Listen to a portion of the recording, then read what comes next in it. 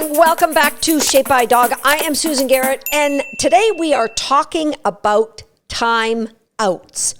That is, it's used with kids, it's used with puppies, it's used with dogs. I want to share my feelings on the matter and why I feel that every time we give a dog a timeout, we are saying, you please need to take the hit for my inadequacies. All right, so that's my feeling on timeouts, and I've got a lot to share on the matter, and both how they happen, why they happen, and how to make the most of them. I would say that is one of the most important lessons I learned on my journey to become a reinforcement-based trainer. And that my dog, Buzzy, I wrote the book Shaping Success about Buzz. And Buzzy, he got so many timeouts. I would say Buzz and the dog following Buzz, my little terrier mix, Decaf, those two dogs got a lot of timeouts because I didn't want to use any kind of positive punishment. I didn't want to scold them or say, or, you correct them, use a physical correction. And so I didn't actually have a great understanding, certainly nowhere near what I have today, about how to have success. I knew I didn't want to do any punishment, but I didn't have clarity about how to get there. I could use reinforcement and shaping, but what about that gap between when the shaping wasn't working or the dog did something unpredictable? That's when timeouts happened. All right, so scientifically, timeouts are negative punishment. The negative means you are taking something away from the dog. And the punishment means it suppresses what the dog is doing. They don't like it, if you put it, in a general layman's terms. So taking something away, dogs don't like it. What could we be taking away? Well, let's say your dog is shredding your pair of shoes. You take those pair of shoes away, they don't like it. We've taken something away and they found the environment that they were in very reinforcing, and you've stopped that reinforcement. So the form of a timeout, generally, it could be, most people think about taking the dog somewhere. They'll put them in their crate. That's just one form. I categorize timeouts into mild, moderate, and more severe. So a mild timeout could be, I would just freeze. Something I do all the time when I'm training puppies. It would just be a very mild freeze. And I don't look at them. I don't say anything to them. And then when they stop what they're doing, I'll move forward. So that's a matter of seconds. Timeouts could just be my gaze. I turn my gaze away. It could be I stop talking. So if I'm playing tug with my puppy, and I love to sing to my puppies. It's not weird. You're allowed to sing too. Show tunes, anything you like, hip hop, whatever. Keep the language clean though, would you? So I'll be tugging, and I'm often just, singing or babbling to my puppy. And if they go from tugging on the toy to grabbing my hand, I stop singing. I stop moving the toy. They get off my hand and back on the toy. I start singing again. Life is good. Everyone's happy. So the timeout, what we're taking away, could be attention in the form of the fact that we are talking. Are we looking at the dog? It could be our motion. For example, if you're walking and your dog starts pulling on leash, you stop that motion. They aren't getting any reinforcement until they come back into position. So that could be a timeout. These are what I classify as my mild timeouts. So my attention, it could even be like if a dog was jumping up, I might turn my back on them so they don't get my eyes. I won't speak to them. They don't even get my physical presence of looking forward to or my body facing them. I turn my back to them. So those are mild timeouts. A moderate timeout I might use with one of my trained dogs, and it might be I send them to what I call the hot zone, which could be a bed, it could be hopping it up on the table, it could be hopping them up. I say hop it up. That's my cue. So hopping it up, it's a verb of the cue to hop up. Welcome to the language that is Susan Garrett. So hopping it up on the couch or in their hot zone. If I decided to give a dog a timeout, again, back to a puppy, I might just take the collar. Let's say that they are grabbing my pant leg, I might take the collar. That's what I call a moderate timeout. A more severe timeout would be confinement. So it would be putting the dog in a crate, or maybe locking them in your bedroom. I want you to make note of all of those. Those are all the things that I would use if I was using timeouts. And I'm going to go back to the fact that when I said off the top here, I believe that when I'm giving a dog a timeout, I'm saying, please, will you pay the price for my inadequacies as a trainer? That's what I'm saying to my dog, right? Because that's what I've learned in all the 30 years of teaching and dissecting and watching behavior. And what I've learned is, the better we get at reinforcement, the less we ever need to punish a dog. And timeouts are punishment. I already told you, they are negative punishment. And the challenge with punishment of any form, punishment has fallout in that it creates a small stress. It could be a big stress depending on how severe the punishment is, but even a timeout is a stressor. And the more we use timeouts, whether it be a child or a dog, the more anxiety we are creating for that dog or that child. For example, a friend of mine came to me and said that their son would get excited when he would play with their daughter, their younger daughter, who was a lot smaller, and he would push her and knock her over and she would cry. And they'd send him to the timeout chair in the corner. And when he was there, they would go and talk to him, and he was always really upset, and he would cry, and he would say he was sorry and he didn't mean to. And it happened time and time again. That's a big red flag. If you're giving a timeout and you're not seeing a change of behavior, then why are you continuing to do this? Right? So I helped them modify the environment to help their son see how to be successful in engaging with their daughter. And that's my number one rule of giving a timeout. If I am going to give a timeout, number one, I'm pretty confident that that animal knows how to be successful. So let's say you come into a home and a puppy starts jumping on you, you turning your back on them. You know, it's a mild punisher, but has the puppy had any training whatsoever on the appropriate way to greet people? Then if they haven't, is it fair to give them a timeout? It would be like you driving your car, you're going through an area, you know it's 50, and the police officer pulls you over and said, you're getting a ticket. You were going 50 and it's a 20. No, it's not. I drive this road all the time. It's a 50. No, we changed it a couple weeks ago, but we haven't got around to changing the signs yet. How frustrating would that be? You're getting punished and you didn't know how to be right. Welcome to your dog's world. So you never, ever give a punisher a timeout.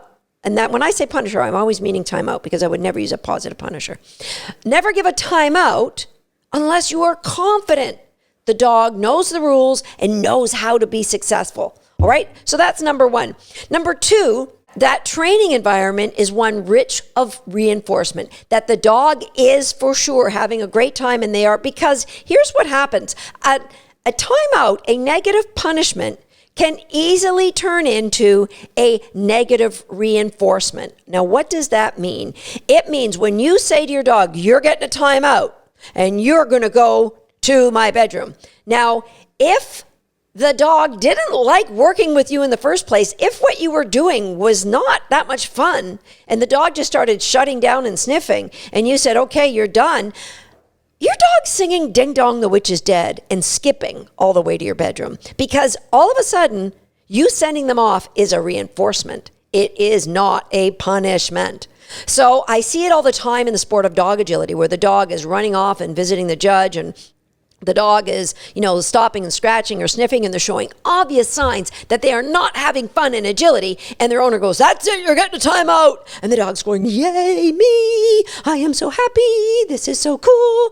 So what's the solution to that? Don't ask the dog to do agility until you're 100% sure that the foundation you've laid is one that ensures the dog is having fun when they're playing the sport. All right? So that's a topic for a different conversation. But that's the second rule of giving a timeout, right? It is that what you are doing is reinforcing to the dog, so that rule number one, the dog knows how to be successful. Rule number two, that the environment that you're training in is one that's got a lot of reinforcement, so the dog doesn't really want to leave it. Number three, your timeout has got to be non-emotional, right? when we're making that transition, if for those of you who are transitioning from being a balanced trainer or a trainer who uses positive punishment or corrections to one that we're going to use games and reinforcement to teach what we want, when we transition and we're going to give a timeout, if you always say, I'm going to give a timeout, you're going to pay the price for my inadequacies as a trainer. It'll be easy to be unemotional, all right? Timeouts shouldn't happen. Get in your kennel. You get in your kennel now. That's not a timeout. That's a positive punisher. That's adding stress, all right? That's not cool. Remember, we're giving a timeout because we sucked as a trainer. So let's not make the dog pay that price. Make sure that you're record keeping every time this happens, because if you see a pattern that you're giving your dog a timeout every single time they see a rabbit or every single time Aunt Martha comes to visit, then you haven't prepared the dog how to be successful when Aunt Martha comes to visit, right? So if you record keep, you absolutely will know where your dog training needs to focus. All right. So my next rule number 5, the place where you're sending the dog or taking the dog in this timeout, when we're using more moderate or severe types of timeouts, like you're telling them to go in their crate or into a room, that is not meant to be scary or bad or like stressful to the dog. The punishment, really listen to this, lean in, come on, listen.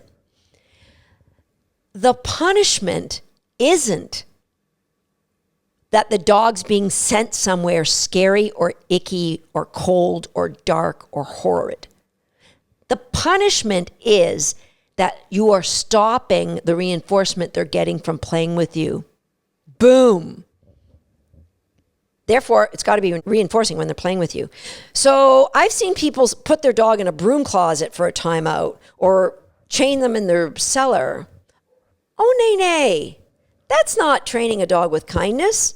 So if I ever use a timeout, the location the dog is going is one that's filled with reinforcement. This goes back to our last episode number 33 that we just put out, where I was explaining that when I give a dog a timeout, I'm going to put them in their crate or take them by the collar and take them out of the kitchen or put them in a hot zone. And people might have been thinking, but we just gave them lots of cookies for a collar grab, or we just gave them lots of cookies for putting them in the hot zone.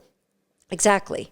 If I'm giving them a timeout, I want that the collar grab is 99 times more reinforcing than it is ever punitive. So if I'm giving you a timeout, it would be, 1 to 10% of the time that I would grab your collar to give you a timeout, because otherwise your dog's going to get really good at avoiding your hand if you are grabbing their collar for punishment. Or if you're putting them in their hot zone or their crate for a punishment, they're going to start putting on the brakes before they get anywhere near that door. All right, so the location that you're taking them for that timeout has got to be filled with more reinforcement than it ever is used for punishment. I mean, I used to say, rule of thumb, a dog in any training environment should have no more than 15% timeouts. You should try to get that to 1%. That should be your goal. A timeout needs to be immediate. You cannot come home and find poop on the rug and then give a dog a timeout. It's not effective. I remember watching a friend of mine. We were driving somewhere. Her kids were acting up in their car seats, and she told them that they were in trouble. And when they get home, they were going to be... It was a 30-minute drive, and by the last 20 minutes, her kids had settled down, and they were having great conversation with me. When we got home, she gave them a timeout. How does that make sense? If you are going to, it's like...